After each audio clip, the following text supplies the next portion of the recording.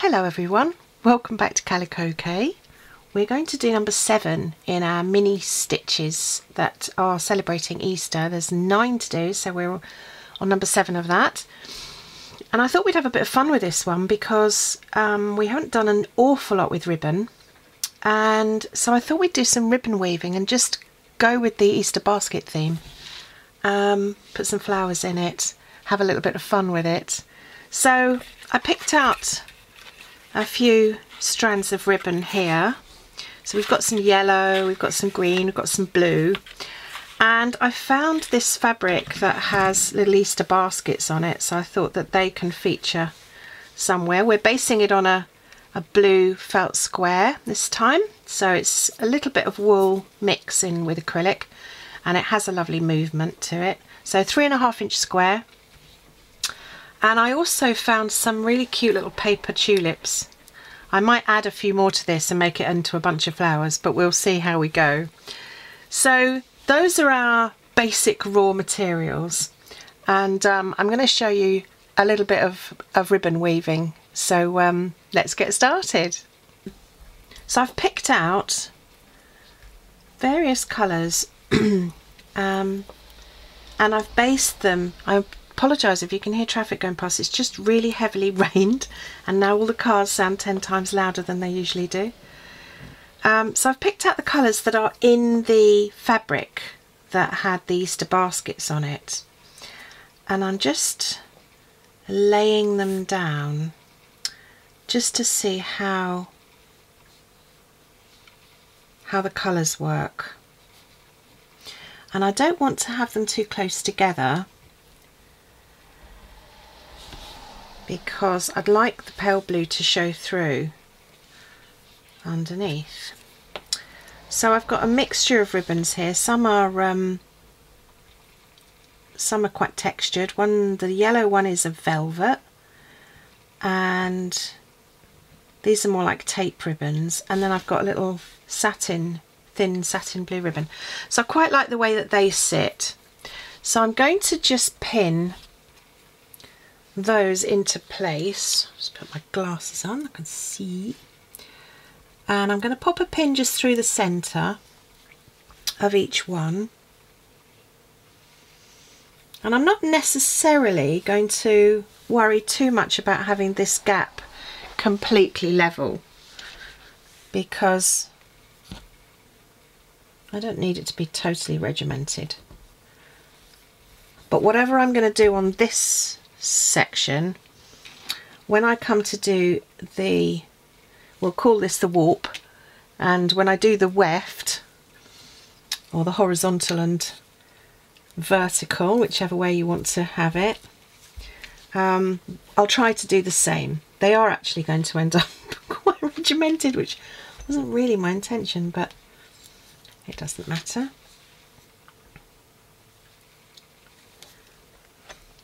Whoops. It's quite cold today. We've had some really cold, snappy weather. There we go. So I quite like that. There are slightly different widths between, which I'm happy with. I quite like that. I don't really want them to be all regimented. I've left them proud at the edges because I might actually trim them so that they sit outside of the felt square. So when I stitch the squares onto their background, I'm having 9 in a panel. They'll be part of the background as well. I might change my mind on that one, but we'll see. So what I'm going to start off by doing is securing the ends of these pieces, and because I love a French knot, I'm going to go with a French knot. I've preloaded my needles with some colours that I think we'll use, and I'm not going to stick slavishly to the colours of these. I'm just going to use some sort of random colours throughout and just knot up. So I'm going to use knot colours that will show up. So I think that first of all I'm going to use a pale pink for that green. So we'll start with the big top green, and I'm sure if you've watched the other 6 mini stitches by now, you'll know we just lock the stitch off with an over stitch at the back. And then I'm going to come up just in the centre of this ribbon. So my French knot is 1, 2, 3, 4 twizzles around the needle, then pulling right back down onto the fabric, back to where you came out, and then you just push it back through the fabric, avoiding your pins, and there you have a French knot. So I'm going to do that on the ends of all of these, but I'm going to change colours. So I'll lock that off, and I think for yellow there's no better contrasting colour than on the opposite side of the colour wheel, which would be blue. So I'm going to use a blue thread for that one. So I've got quite a nice pale blue threaded up already, which is very similar to the background colour. So I'm going to do this one in blue, and then you can just see how well. And the reason that pink works so well on green is that the opposite colour on the colour wheel for green is red, so anything within the pink, red and pink spectrum will always show up. If you think about nature, nature's very good at putting spectrum opposites. Think of holly and dark green leaves, daffodils against blue sky. They all work. So twizzle them round, slide that back down to your fabric, slide the needle back to the end, push it through. Ooh, give it a tug. And there's another securing French knot. So I'm just going to do this along the final three, and then we'll look at the other end of the group. So there we go. I've secured all of the 5 ribbons on, switched over the blue on yellow to yellow on blue, and I've used a darker pink on the darker green, so they just stand out quite nicely. So the other half of this is going to be the opposite direction ribbons, and I'm going to put them in the same order. So we'll start with the dark green. I'm going to tuck them right up next to the French knots here, and then we're going to have the yellow, and then we've got the blue, and then we've got the darker green, and then we've got the lovely little satin blue ribbon at the end. So I'm going to pin all of these on in place, and then I'll do exactly the same as I did before. So I'm going to French knot them on at the end, and then we'll come back and do a bit of weaving. So I'm pinning them in position roughly the same distance apart as I did the first lot. I'm not worrying about where the first ones sit right now because we'll be moving things around a bit. So pin them in, and then we'll stitch those into place exactly the same way as I've just done the first lot. So here we are, we've got the French knots down one side and we've got French knots down the other, and these two sides are just left blank. And the beauty of a French knot is that you can actually twist your ribbon, which is very useful when you start doing the weaving. So you can do this with fabrics, with wool, with cord, with tapes, anything at all. It's just the technique that you need to know. So we're going to weave by just using an up and down. So it's like a basket weave. So this green ribbon is already over the top of that blue. So I'm going to bring this green ribbon over the top of that green ribbon and sit it there. Then we'll put the blue underneath. This, incidentally, it's a white spotty one, but I didn't want the spots, so I just used it upside down. It goes over the top of that blue, underneath the yellow, and over the top of the colour that it's the same as. So we end up with quite a nice cross formation in the corner, which is a great starting point. So I'm going to put a pin in there just to secure it, because we know that's where it's going to stay now. And the other thing to think about is just to make sure that the tension between the two ends is nice and flat. Beware pulling it too tight. So then the next one we do is the opposite. So it's going to go underneath that blue, over the top of that green, oops, underneath the next blue, over the top of the yellow, and underneath the green. And it's starting to form a little lattice effect. And again, just making sure that my tension's flat, I'm just going to pop a pin in, ooh, not in me, in there. So I'll do one more, but hopefully you're getting the idea. So that blue is going to go over the top of there. It's going to come underneath,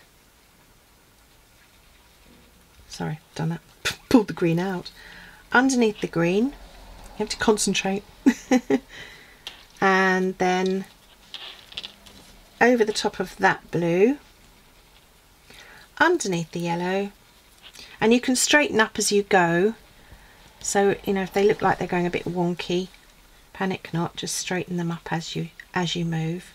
And then it's going to go over the top of that green. So we're beginning to get a really nice basket effect. So I'm going to pop a pin in there, make sure that my ribbon is nice and flat, so I'm not pulling on in tension. And then I'm going to do the same thing with the next two, and then we'll look at the next securing them and the next bit of the design.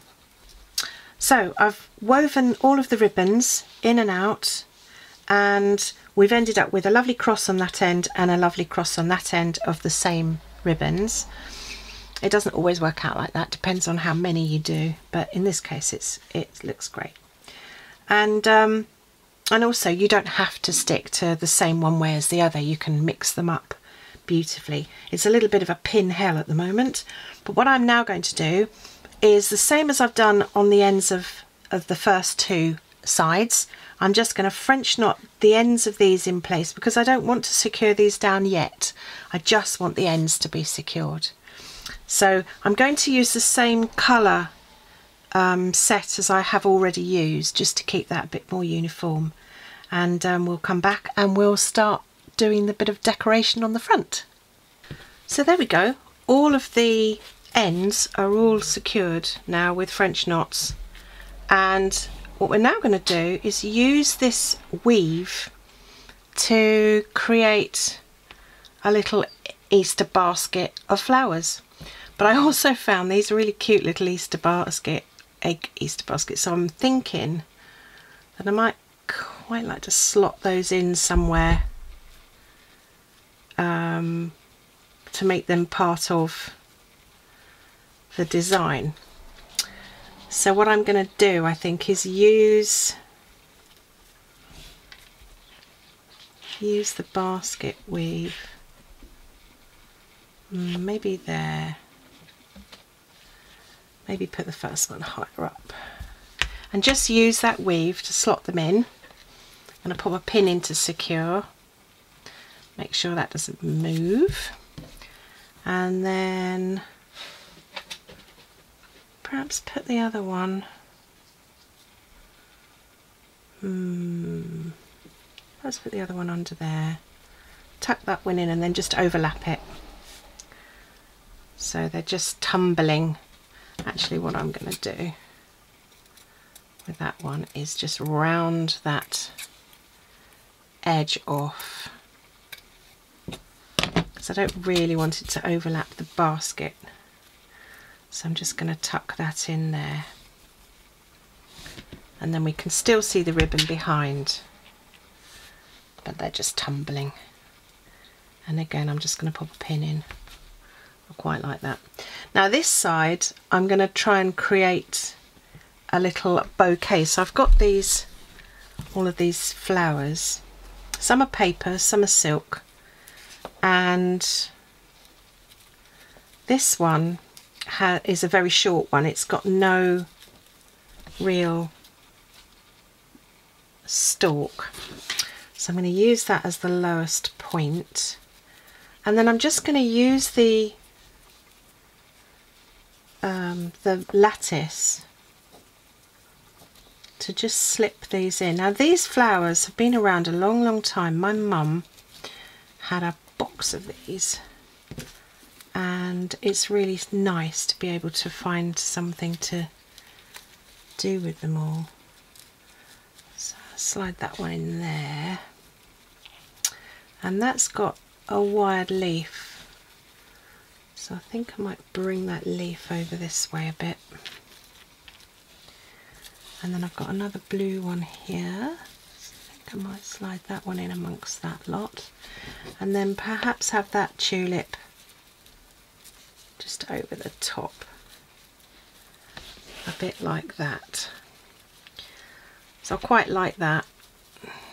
That's a little group of flowers. And then we've got these buttons, so I'm going to pop those in and around. Not too sure where yet though, so we'll get these secured in first. But I've chosen little flower buttons that are all the colours that we're using on here, so that might look quite cute. So I'm going to start off now. I think what I'm going to do is just do a running stitch around those, so I'll just take those out for a minute, and I'm just going to running stitch these in place. So I think I'm going to do one in pink and then one in pale green. Yeah, I think so. Now sometimes with some of these thicker needles it's a little bit of a push to go through layers of fabric, but running stitch, lovely and simple. All of the embroidery stitches that we use in these mini stitches and in any other stitch that we do, they're found in the embroidery tutorials playlist. If you can't find a stitch there, just wait a day or so and they will be there. I wait till I've got a kind of group of 3 or 4 and then I put them in a little video together, and they're all done on hoops, so they're a little bit easier to see than when I'm actually doing the stitch as I'm doing it here. So I'm just going to come up round that handle, get the pin out the way. So it gives it actually quite a nice little quilted effect, because I'm stitching through the layers of felt, the layers of fabric, but I'm also stitching through the layers of ribbon. So you get quite a nice texture going on there. Oh, that's a bit of a push. And I'm not going to go through the bow. I should just come up on the other side of the bow and carry on down on this side. So again, running stitches are very simple, in and out, and I might garland it in a minute. I might actually do that. Let's do that. Let's make it into a little garland that goes all the way around. So I'll show you how to do that. And I think I'm going to do the 2 opposites, so I'll do a green on red on pink and a pink on green. So that's the last stitch on there, but I'm not going to get rid of that. I'm just going to do a little lock stitch to keep the tension happy. Oops. Beware of doubling up on your thread. There we go, which I've just nearly done. So I'm just going to leave that over here attached for a minute, and I'm going to grab my green thread and just lock stitch in on the back here. And when you've got a thread in waiting, sometimes it's a bit of a pain, but you'll see why in a minute. So I've got to turn around and leave that pink thread out of the way. So come up just under the basket, and I'm just going to running stitch all the way around this one, and then we'll do a little bit of thread weaving and create a little garland. So now we've pulled up our thread in waiting, and I've just come just the other side of one of the green stitches, and I'm using the back end of the needle because I don't want to go through the actual fabric, and I'm going to just go in and out, whoops, of the green stitches. It just gets a bit challenging when you've got bits and bobs hanging off it all the time. So it just weaves a little garland around that basket,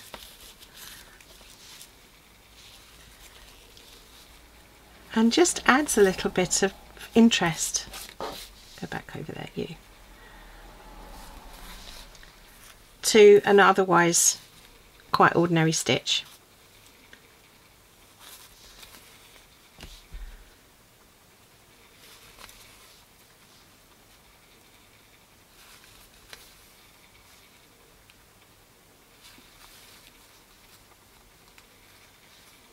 There we go.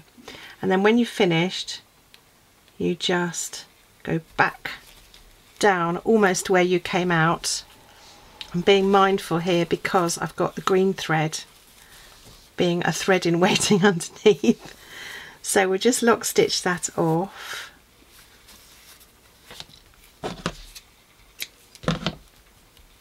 So we're done with that one. And then up we come. It doesn't matter where you come up. It just matters that you come up beside one of the pink or one of the original stitches. There, so a little bit precise for that. And then I'm going to just come in and out, and you always come from the same direction unless you want to create a up and down effect. If you were doing it in a straight line, you can play around with all sorts of different directions, but I just want this one to be like a little woven garland. Whoops.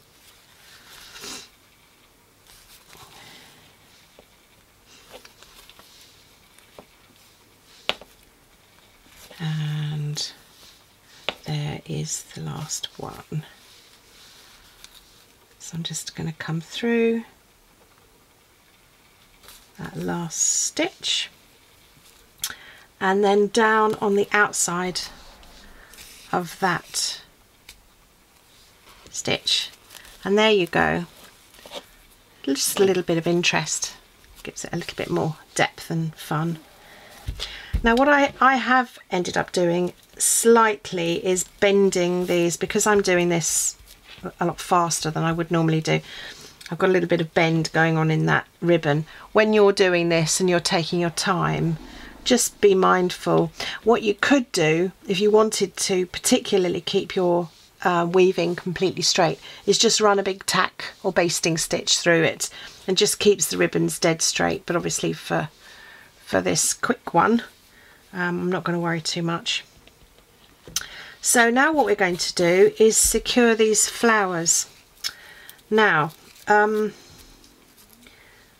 this one is going to be a bit of a challenge, but I'm going to see if I can stitch through it. So I'm going to pop that in here just by the first basket, and then I'm just going to use this green thread again, I think.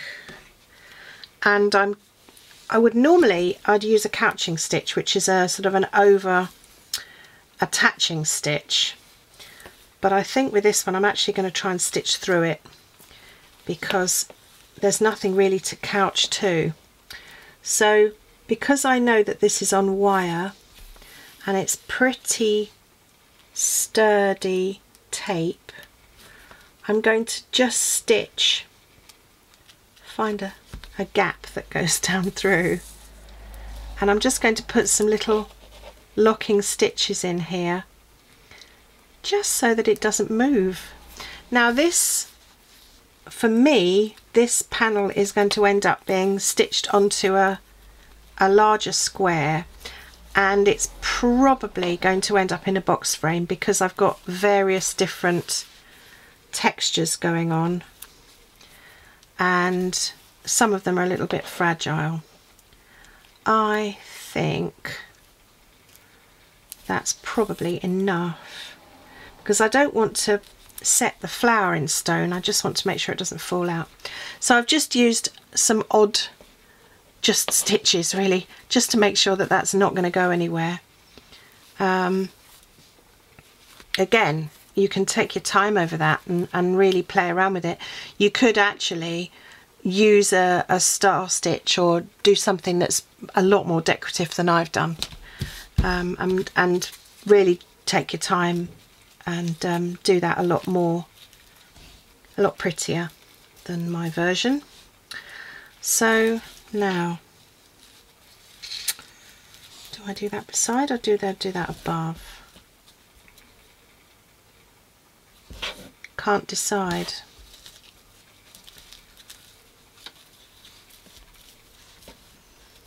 Maybe there. Maybe there. Right. So this one, I can use a couch stitch, but I'm not actually, you're not going to see it. So from the back, I'm just going to secure, I can feel where that wire is. I'm just going to secure it invisibly from behind. So that won't go anywhere now because it's completely secured from the back. So you can feel through the felt with your fingers. So if you want something to not be visible, an attachment to not be visible, then just use the back. And I'm probably going to use that invisible stitch to attach the others. So all I'm doing is just using these ribbons and posting the flowers in between the trellis wherever I decide I want them. And I think I'm going to put the one down in this bit actually. Just be aware of where your tails are going. I had a little tail sticking out there. Sometimes it's easier to put your back flowers in before your front flowers because your attachment stitches can be annoyingly in the way. So you can play around with the adjustments, play around with where you want your flowers, and then I'm just going to use that invisible attaching stitch to do exactly the same as I did with these base stitches, these base flowers, so that they're all lovely and secured, but you don't actually see where they're secured.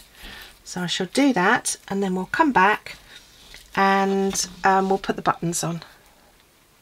So here we are with all the flowers attached. They're all attached from the back, so you can't really see where their attaching points are. And then we've got all these buttons, and so I've decided that I've got a little pink button and a big pink button, and they're both 2-hold buttons. So I'm going to put those in the centre, and then I'm going to use these and put them in each corner.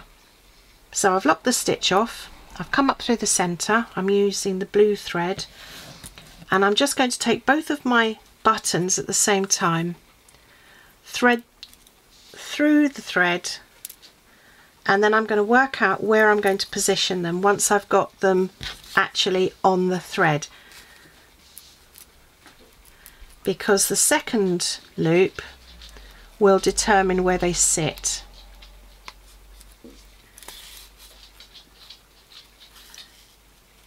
And here tickety tickety tick in the background, it's Luna Dog. She's decided she's going to eat her dinner. She always leaves a few biscuits behind and then just munches them. So you can see why I was suggesting about tacking these down a little bit.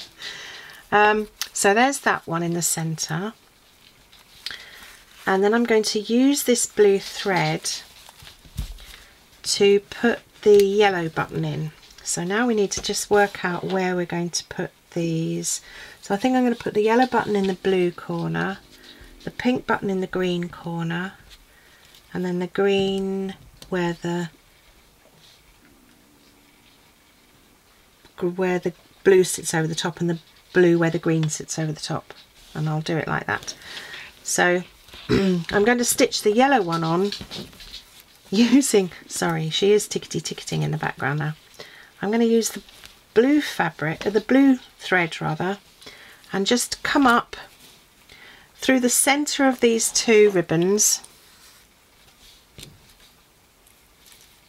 grab my button, and then figure out exactly where I want that button to sit, and then I'll use the second hole to properly secure.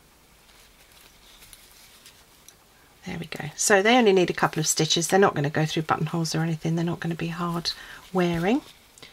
And I'll lock stitch that off, and then I'm going to put the other three on, and we'll call that one done. So let's just stitch those other three on. All four buttons are attached in the corners, the button in the centre is attached, and all that's left to do now is just to give all of these raggedy ends a little bit of a trim. So I'm just going to trim them slightly bigger than my felt square, because I want them to slightly hang over the edge when I attach this to its final larger square with the others.